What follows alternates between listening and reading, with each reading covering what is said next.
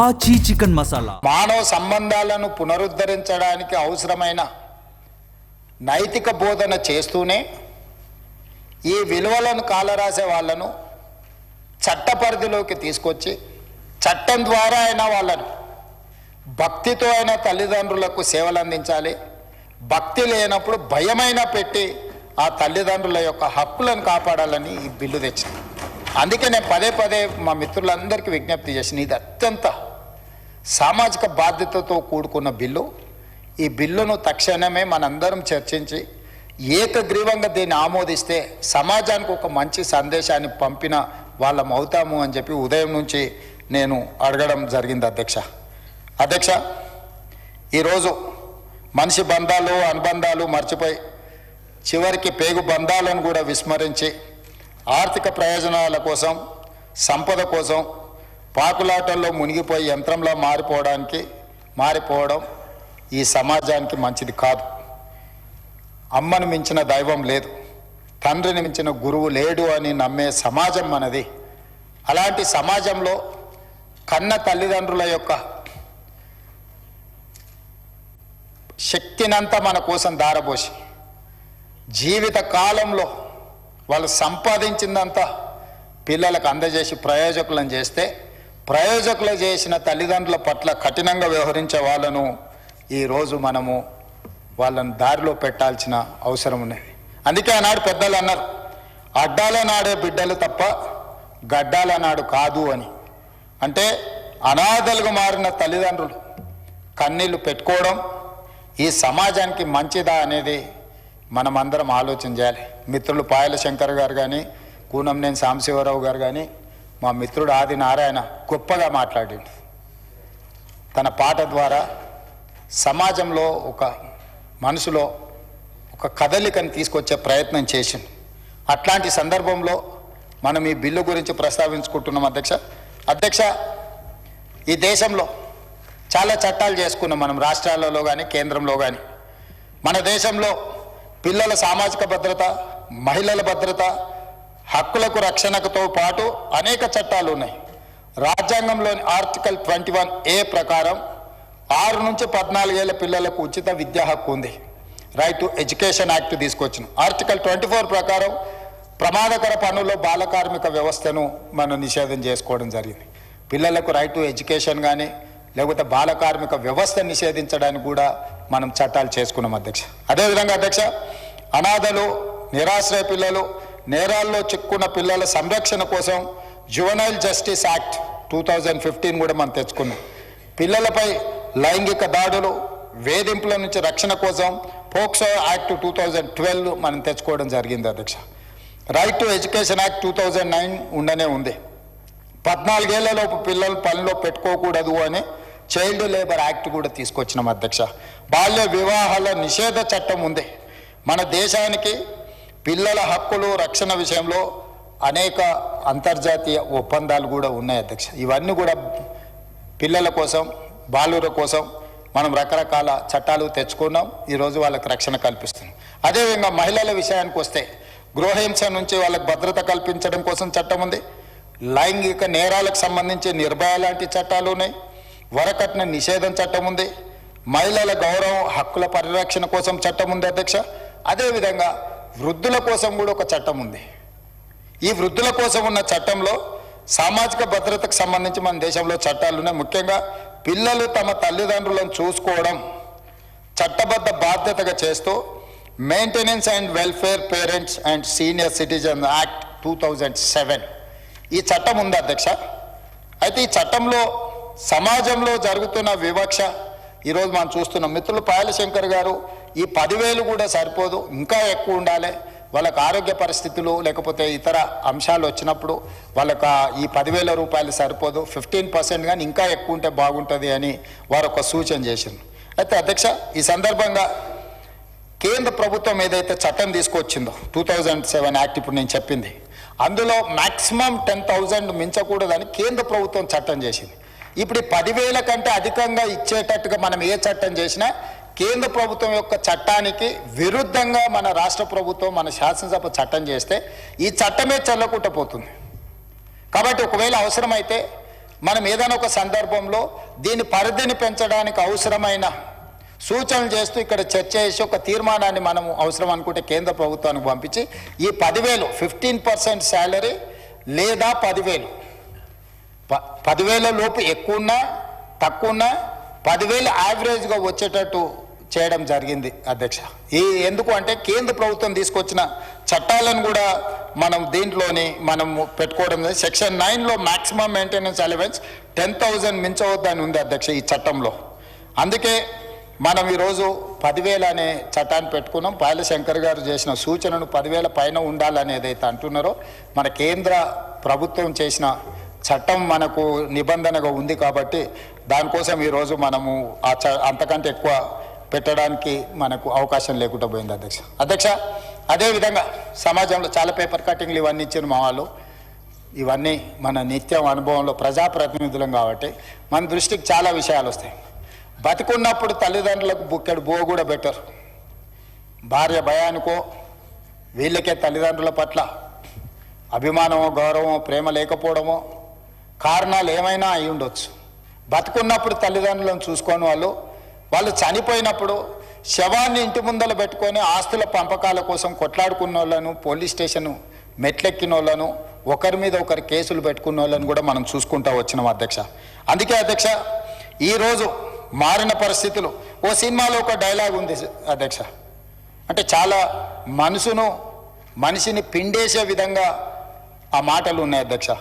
పిల్లలను కనగలము కానీ వాళ్ళ బుద్ధులను కనగలమా అని ఆ సినిమాలో ఒక ప్రశ్న. తల్లిదండ్రులకు పిల్లలను కనడానికి అవకాశం ఉంది కానీ వాళ్ళ బుద్ధి ఎలా ఉండాలనో ఆ బుద్ధిని కనే అవకాశం తల్లిదండ్రులకు లేకపోవడం వల్ల ఈరోజు సమాజమే తల వంచుకునే విధంగా కొంతమంది పిల్లలు వ్యవహరిస్తున్నారు. వాళ్ళని దృష్టిలో పెట్టుకొని ఈ చట్టం చేయడం, ఈ అవకాశం రావడం ఒకవైపున నేను ఆనందంగా భావించిన, ఇంకొక వైపు నాకు చాలా బాధ ఉంది. ప్రేమ మధ్య, అనురాగం మధ్య, తల్లిదండ్రుల మధ్యలో ఆత్మీయ బంధం మధ్య ఉండాల్సిన విషయాన్ని చట్టం చేయాల్సిన పరిస్థితి రావడం, చట్టం ద్వారా నియంత్రించాల్సిన పరిస్థితి దాపురించడం ఈ సభకు ఇది బాధాకరమైన విషయం. కానీ బాధపడుకుంటూ కూర్చుంటే తల్లిదండ్రుల సమస్య తీరదు. వయసు మీద పడి కష్టం చేయలేని పరిస్థితిలో కనీసం బతకడానికైనా కనీసంగా వాళ్ళకు మనము వెసులుబాటు కల్పించాలి. కాబట్టి ఈరోజు ఈ చట్టాన్ని మనం తీసుకొస్తున్నాం అధ్యక్ష. అదేవిధంగా అధ్యక్ష ఒకప్పుడు ఉమ్మడి కుటుంబాలు ఉండేది.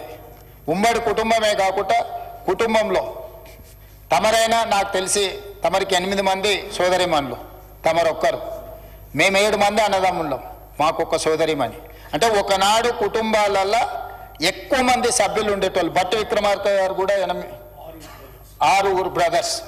సో మన కుటుంబాలన్నీ కూడా ఎక్కువ మంది ఉండడం వల్ల ఒక సోదరుడు ఒక సోదరిమనో తల్లిదండ్రులను చూసుకోకపోయినా ఇంకో సోదరుడు ఎవరో ఒకరు చూసుకునేవాళ్ళు.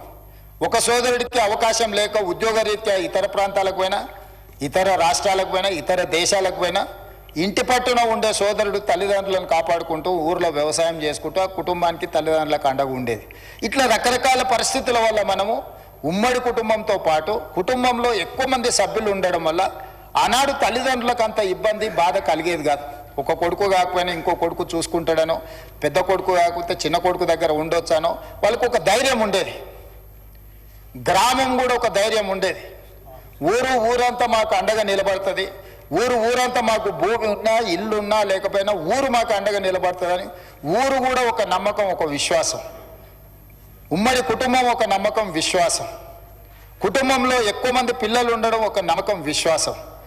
ఈరోజు కాలం మారింది, పరిస్థితులు మారినాయి, ఆలోచనలు మారినాయి, అవసరాలు మారినాయి, మన ఎదుగుదల లేకపోతే మన ఆలోచనలు మారిపోయినాయి. ఈ సందర్భంగా ఈరోజు ఈ చట్టాన్ని ఈ పరిస్థితుల్లో ఈరోజు మనం చేసే పరిస్థితి వచ్చింది అధ్యక్ష. అందుకే ఈ చట్టంలో మనం ఆడపిల్లలకి ఆస్తుల్లో సమానమైన హక్కు తీసుకొచ్చినాం. ఈరోజు కొడుకుకి కూతురికి తేడా లేదు, కొడుకైనా కూతురైనా సమానమే అనుకునే తల్లిదండ్రులను చూసినాం. తల్లిదండ్రులు చనిపోయినప్పుడు పెద్ద కొడుకు తలకొరివి పెడతారనే నానుడి మనకుంది. లేకపోతే కొడుకే తలకొరివి పెట్టాలని, కొడుకులు లేకపోతే దత్తత తీసుకునే సాంప్రదాయాన్ని మనం చూసినాం. తలకొరివి పెట్టడానికి మేము దత్తత తీసుకున్నాం అన్నోళ్ళను చూసినాం. ఈరోజు సమాజంలో మార్పు వచ్చింది. తల్లిదండ్రులు చచ్చిపోతే తలకొరివి కూతుర్లే పెడుతున్నారు. సమాజం వీటన్నిటిని వెల్కమ్ చేస్తుంది. ఈరోజు కుటుంబ వ్యవస్థ, కుటుంబ నియంత్రణ వ్యవస్థ రావడం వల్ల మేమిద్దరం మాకు ఒక్కరనే పరిస్థితి వచ్చింది. భార్యాభర్తలు ఇద్దరైతే ఇంతకుముందు ఇద్దరు లేక ముగ్గురు పిల్లలు అనేటోళ్ళు. అంతకంటే ముందు ఉమ్మడి కుటుంబాలు అత్యధికంగా సంతానం ఉండేది. ఎంత సంతానం ఉంటే అంత అదృష్టం అని భావించేటోళ్ళు, అంత ఆస్తి అని భావించేటోళ్ళు. ఈరోజు పెద్ద సంతానం వద్దు, చీకు చింత లేని కుటుంబం, మేమిద్దరం మాకు ఒక్కరు అనే పరిస్థితి నినాదాలు వచ్చినాయి అధ్యక్ష. మరి ఈరోజు ఒక్కరో ఇద్దరో ఉంటే, ఆడకూతురులే ఉంటే, ఆడకూతురులకు తల్లిదండ్రుల మీద ప్రేమ ఉన్నా, వాళ్ళకి ఏదైనా సాయం చేయాలని ఉన్నా, ఆడబిడ్డ పుట్టింటి నుంచి మెట్టినింటికి పోగానే అత్తగారి వాళ్ళు తల్లిదండ్రులకు ఏ మాత్రం సాయం చేయడానికి అవకాశమే లేదు, అవకాశం ఇవ్వనే వద్దనే విధానం. కానీ తల్లిదండ్రుల నుంచి వచ్చే ఆస్తి మాత్రం మొత్తం అల్లుడో లేకపోతే అత్తగారోలో మొత్తం తీసుకొని రమ్మని మాట్లాడే పరిస్థితులు మనం చూస్తున్నాం. ప్రజాప్రతినిధులుగా మనం కూడా ఈ పంచాయతీలు తెంచుతున్నాం. అందుకే ఈరోజు కుటుంబం అంటే కొడుకైనా బిడ్డైనా ఇద్దరు సమానమే. కొడుకుకు బిడ్డకు తేడా లేనప్పుడు, ఆస్తిలో అవకాశంలో సమానమైన హక్కులు ఉన్నప్పుడు, ఆడబిడ్డకు నిజంగా కొడుకుల కంటే కూడా ఆడబిడ్డలకు ఎక్కువ తల్లిదండ్రుల మీద అభిమానం, ప్రేమ ఉంటుంది. ఎక్కడున్నా కూడా వాళ్ళు కన్సర్న్ ఎక్స్ప్రెస్ చేస్తుంటారు. వాళ్ళ ఆరోగ్యమైన పరిస్థితి ఎట్లుంది, లేకపోతే వాళ్ళు తింటున్నారా తింటలేరా, సమయానికి మెడిసిన్స్ వేసుకుంటున్నారా లేదా, ఏదైనా ఇబ్బంది వచ్చిందంటే హాస్పిటల్లో చేరిందంటే మనం పోయినా పోకపోయినా మన సోదరి మనలే పోయి వాళ్ళతోని ఎక్కువ సమయం కేటాయించి, ఎంత వాళ్ళకి ఇష్టం ఉన్నా, కన్న తల్లిదండ్రుల మీద ఎంత ప్రేమ ఉన్నా, కట్టుకున్న వాళ్ళ ఒత్తిడి వల్ల వాళ్ళు ఉద్యోగస్తులైతే కూడా తల్లిదండ్రులకు కనీసం ఆసుపత్రి ఖర్చులకు కూడా చిల్లి గవ్వ ఖర్చు పెట్టని అనే పరిస్థితులు ఈరోజు మనం చూస్తున్నాం అధ్యక్ష. నెల నెల బతకడానికి అవసరమైన ఆర్థిక సహాయం చేయలేని పరిస్థితి. నిజంగా బిడ్డకి ఎంతో ప్రేమ ఉండి తల్లిదండ్రులకు ఏమి చెయ్యాలన్న కోరిక ఉన్నా ఈరోజు మెట్టింటి ఒత్తిడి వల్ల వాళ్ళు తల్లిదండ్రులను ఆదుకోలేని పరిస్థితి. ఇక్కడే మన ప్రభుత్వం ఆలోచన చేస్తుంది అధ్యక్ష. ఇక్కడి వరకు కొడుకుల గురించే మీరు ఆలోచన చేస్తారు. కూతురికి తల్లిదండ్రుల మీద ప్రేమ ఉన్నా, ఆ కూతురు తప్ప ఇంకే ఏ ఆధారం లేని తల్లిదండ్రులకు ఎక్కడికి వెళ్ళాలనో తెలియదు. మెట్టినింటికి కూతురునిస్తే తల్లిదండ్రులపై మెట్టినింట్లో ఉండలేని పరిస్థితి. కూతురు మెట్టినింటి నుంచి పుట్టినింటికి వచ్చే పరిస్థితి లేదు. ఆర్థికంగా తల్లిదండ్రులు వాళ్ళు కష్టపడ్డదంతా కూడా కూతుర్ని పెంచి పెద్ద చేసి ఒక ప్రభుత్వ ఉద్యోగం, ఒక ప్రైవేట్ ఉద్యోగం, ఒక ప్రయోజకురాల్ని చేసిన తర్వాత, ఒక పెళ్లి చేసి అత్తగారింటికి పంపించిన తర్వాత మానసికంగానే వీళ్ళు ఒక బలహీనపడమే కాదు, జీవన ఆధారం మీద కూడా ఎవరి మీద ఆధారపడాలనో తెలియని పరిస్థితులు. అందుకోసమే అధ్యక్ష ఈరోజు అన్ని రకాలుగా ఆలోచన చేసి ఒక సామాజిక బాధ్యతగా ఈనాడు నేను ప్రభుత్వ ఉద్యోగులు, ప్రైవేటు ఉద్యోగులు వీళ్ళ గురించే మాట్లాడతలేను. కొంతమంది ప్రజాప్రతినిధులు కూడా ఉన్నారు.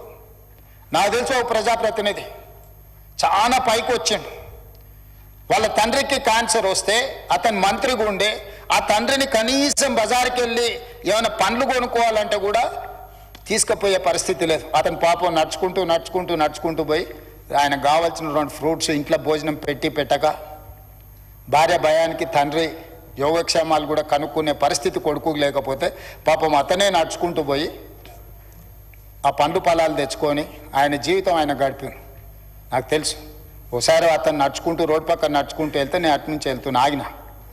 ఏం సంగతి, ఎందుకే మీరేమో నడుచుకుంటూ పోతుండ్రు, ఏంది, కొడుకు మంత్రి కదా, ఎవరో ఒకరు తీసుకెళ్ళి ఏమైనా కొనుక్కొస్తారు కదా అని. ఎందుకులేని ఆయనని ఇబ్బంది పెట్టుడు, నాకు ఏదో నా పని నేను చేసుకుంటాను. ఈ మధ్య కాలంలో ఆ తండ్రి చనిపోయినప్పుడు మన వాళ్ళందరూ కూడా పోయి పరామర్శించి వచ్చిన మాజీ మంత్రిని. కానీ అతను తండ్రి పట్ల వ్యవహరించిన తీరు చాలామందికి తెలియదు. అట్లాంటి వాళ్ళు కూడా ఈ సమాజంలో ఉన్నారు ప్రజాప్రతినిధులలో.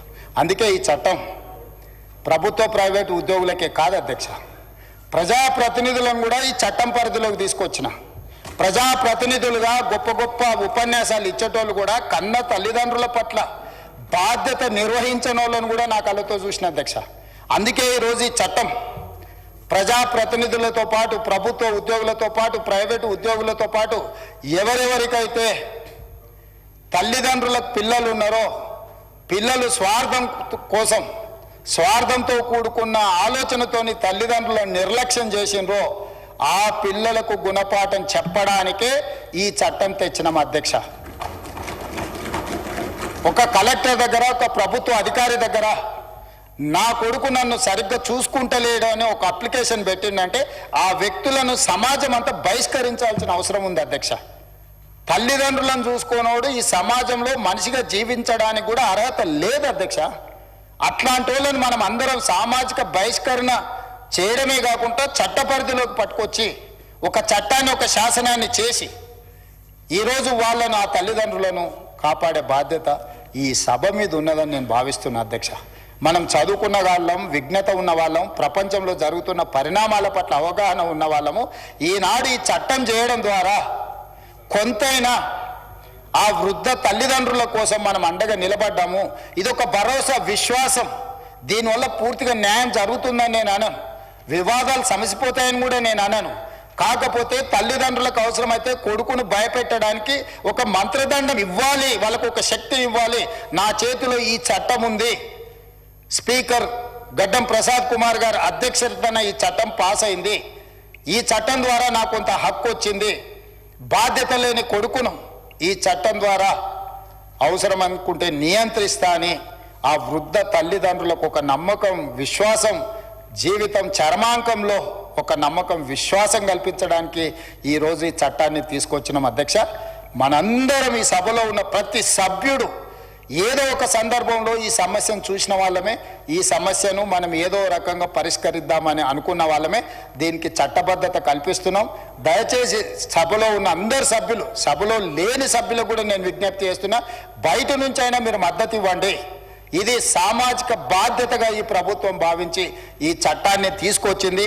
ఈ చట్టాన్ని the Telangana employees accountability and monitoring of parental support bill 2026 తమరి నాయకత్వంలో ఏకగ్రీవంగా ఆమోదించి సమాజానికి ఒక మంచి సందేశాన్ని ఇవ్వడానికి మనకు అవకాశం వచ్చినందుకు,